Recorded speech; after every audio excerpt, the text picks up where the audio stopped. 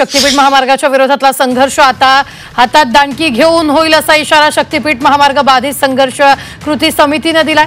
23 मार्च या शहीद दिनी सांगलीतल्या बाधित शेतकऱ्यांच्या शेतात छत्रपती शिवाजी महाराजांच्या विचारांचे भगवे झेंडे रोवून आरपारची लढाई सुरू करण्याचा निर्णय घेण्यात आलाय।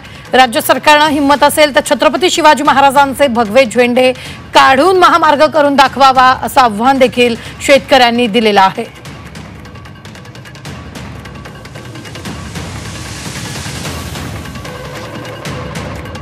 शक्तीपीठ महामार्ग रद्द झाला पाहिजे या मागणीसाठी 23 मार्च शहीद भगतसिंग राजगुरू आणि सुखदेव यांच्या शहीदीने आम्ही वावरामध्ये शहीद भगतसिंगांना आम्ही इथं अभिवादन करतोय आणि छत्रपती शिवरायांचा भगवा झेंडा आम्ही ह्या बाधित क्षेत्रामध्ये रोवतोय आणि शासनाला सांगतोय हिम्मत असेल तर आमच्या या छत्रपतींच्या झेंड्याला हात लावा, हा झेंडा काढून टाका, मग महामार्ग करा।